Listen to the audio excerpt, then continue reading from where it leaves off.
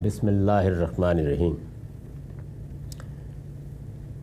عن عبداللہ ابن عمر قال قال رسول اللہ صلی اللہ علیہ وسلم ایو امرین قال لأخیہ یا کافر فقد باء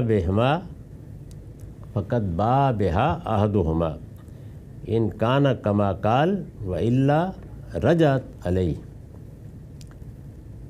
یہ روایت صحیح مسلم سے لی گئی ہے، اس کا رقم ہے 60۔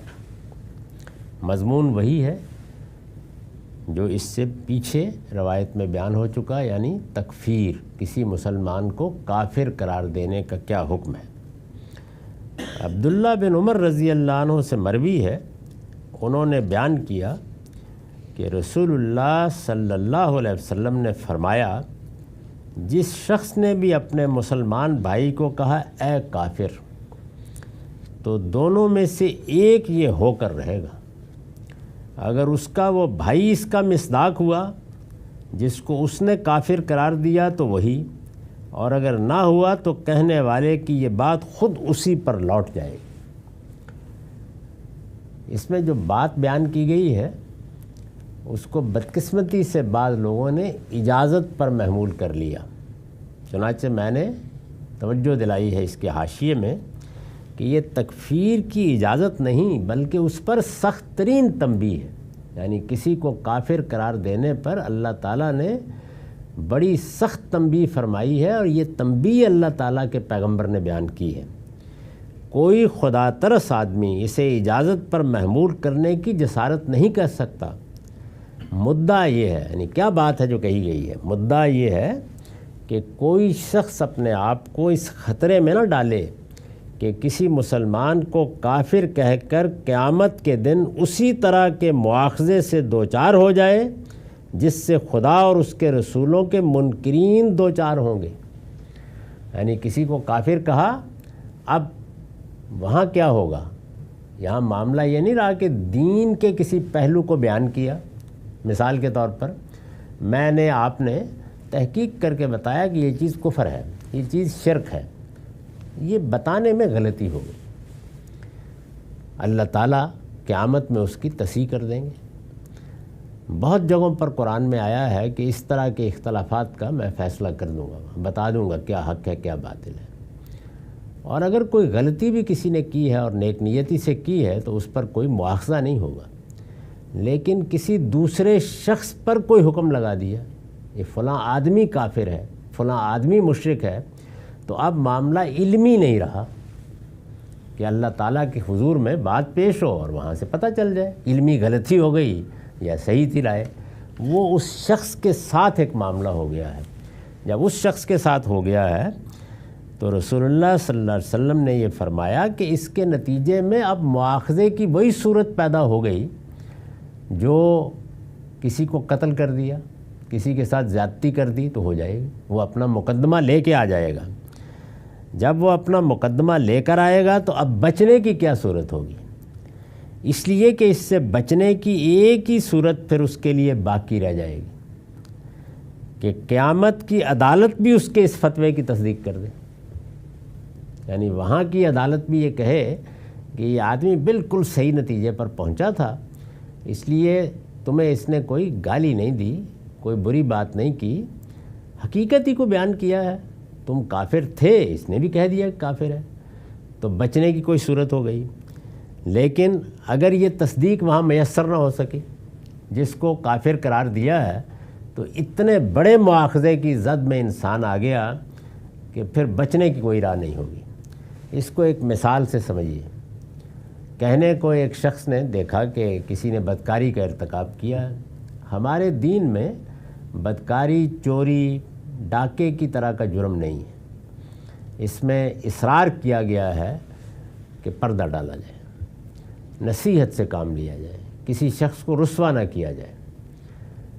ایک آدمی نے اپنی آنکھوں سے ایک غلط چیز ہوتے ہوئے دیکھ لی تو فرمایا ہے کہ یہ چونکہ ایک جرم تو ہے، اس میں عورت سے بے وفائی ہو رہی ہے یا عورت کر رہی ہے تو مرد سے بے وفائی ہو رہی ہے، حق تلفی ہو رہی ہے، اس لیے اس پر سزا ہوگی، یہ محض گناہ نہیں رہا، جرم بھی ہے، لیکن تم نے یہ کام کیا ہے تو اب 4 گواہ لے کے آؤ۔ ظاہر ہے یہ ایک بڑی مشکل چیز ہے. 4 گواہ بھی جنہوں نے اسی طرح آنکھوں سے اس عمل کو دیکھا ہو نہیں لا سکو گے تو تمہاری پیٹھ پر تم سچے بھی ہو تو 80 کوڑے برسا دیے جائیں. تم نے یہ حرکت کی کیوں؟ یہ اللہ تعالیٰ کا قانون ہے اس معاملے میں. تو بالکل اسی سے مثال دے کے یہاں رسول اللہ نے بتایا ہے. تو میں نے بھی اس کی وضاحت کی ہے کہ شریعت میں اس کی مثال قذف کی سزا ہے جو قریب قریب اتنی ہے جو زنا کے لیے مقرر کی گئی، یعنی اس کی 100 کوڑے اس کی 80 کوڑے. حالانکہ وہ آدمی سچ بول رہا ہے، یعنی اس نے غلط بات نہیں کی، لیکن اللہ تعالیٰ کو یہ کسی حال میں قبول نہیں. نبی صلی اللہ علیہ وسلم نے تکفیر سے متعلق یہ تنبیہ غالباً اسی پر قیاس کر کے فرمائی. یعنی حضور نے کیا کہا کہ اگر تو قیامت کی عدالت میں اس کے فتوے کی تصدیق ہو گئی تو چلیں بچ گیا، کام اس نے بہت برا کیا لیکن بچ گیا. اگر تصدیق نہ ہوئی تو کیا ہوگا؟ اللہ کافر کے جرم کا اس کو مرتکب قرار دے دے. تو یہ بتائیے کہ یہ اجازت دی جا رہی ہے یا آخری درجے کی تنبیہ کی جا رہی ہے کہ یہ کام تمہیں کسی حال میں نہیں کرنا. تو جیسے میں نے مثال سے سمجھایا ہے اسی طرح کا معاملہ ہے یہ کم و بیش، جس طرح کا معاملہ قذف میں ہوتا ہے. کسی مسلمان کا یہ کام نہیں ہے کہ وہ اس طرح کی کوئی چیز دیکھے تو آنکھوں سے میں نے دیکھ لیا ہے اور اب تو سوسائٹی کو اس سے پاک ہونا چاہیے، نکل کھڑا ہو. نہیں فرمایا، اس کی کوئی ضرورت نہیں ہے. پردہ ڈالیے، ختم کیجیے، نصیحت کریں، اپنے بھائی کو توجہ دلائیں. یہی اس میں آداب بتائے گئے ہیں. اسی طرح کا معاملہ کفر ہے، کفر بیان کریں. یعنی وہاں پر بھی زنا کیا ہوتا ہے، بدکاری کیا ہوتی ہے، شب و روز بتائیں لوگوں کو، روکیں اس سے. کفر کیا ہے، شرک کیا ہے، یہ تو تعلیم ہے، دیں تعلیم. لیکن کسی شخص کے بارے میں یہ کہنا یا کسی گروہ کے بارے میں یہ کہنا آخری درجے کی حماقت ہے. ہمارے ہاں عام طور پر لوگ اس میں احتیاط نہیں کرتے، اور جب ہمارے علماء کو قضاء کا منصب حاصل تھا تو جو کچھ وہ قرار دیتے تھے وہ نافذ بھی ہو جاتا تھا. دنیا تبدیل ہو گئی، اب صرف علماء ہی کو قائل نہیں ہونا ہوتا، اس سے آگے بڑھ کر ریاست بھی موجود ہوتی ہے. تو اس میں پھر بڑی غیر معمولی چیزیں وجود میں آئی ہیں. اگر کبھی یہ بحث ہوئی ہے، اللہ کے پیغمبر نے اس سے ہمیں روک دیا. یہ کام ہمارے کرنے ہی کا نہیں ہے. نہ ہمیں لوگوں کے لیے کفر اور ایمان کے فیصلے کرنے ہیں، نہ ہمیں ان کی جنت اور جہنم کے فیصلے کرنے ہیں. اس کو بیان کیا ہے سختی کے ساتھ کہ قیامت کی عدالت میں وہ چیز تم پر لوٹ آئے گی. یعنی کسی کو کافر قرار دینے کی سزا وہی ہو جائے گی تمہارے لیے جو کفر کی سزا ہے. اس لیے اللہ کی اس سے پناہ مانگو، اپنے حدود میں رہو، کسی شخص کے بارے میں یا گروہ کے بارے میں اس طرح کے فیصلے نہ سناؤ. اس کے بعد جو اس باب کی آخری روایت آ رہی ہے اس میں صرف کفر نہیں، اس سے بھی آگے بعض چیزوں پر ایسی ہی تنبیہ رسول اللہ صلی اللہ علیہ وسلم نے فرمائی ہے. اور اگر اس روایت کو آپ سورہ حجرات میں جو اللہ تعالیٰ نے ہدایات دی ہیں اس کی روشنی میں دیکھیں گے تو یہ واضح ہو جائے گا کہ اسلام کی اخلاقیات اس باب میں کتنی نازک ہیں. میں نے پچھلی نشست میں بھی یہ توجہ دلائی تھی کہ ہم بعض اوقات سیاسی اختلافات میں، مذہبی اختلافات میں لوگوں کے نام رکھ دیتے ہیں، لوگوں کو القاب دے دیتے ہیں. وہ چیز جس کو وہ اپنے لیے موضوع نہیں سمجھتے وہ ان کی طرف منسوب کر دیتے ہیں، ان کے بارے میں کوئی جھوٹا پروپیگنڈا کرتے ہیں. یہ سخت ترین جرائم ہے، یہ کبیرہ گناہ ہے. ان سے اللہ کی پناہ مانگنی چاہیے. ہر شخص کے ساتھ جیسے وہ خود اپنے آپ کو تعارف کراتا ہے وہی معاملہ کرنا چاہیے. ہمارا یہ کام نہیں ہے.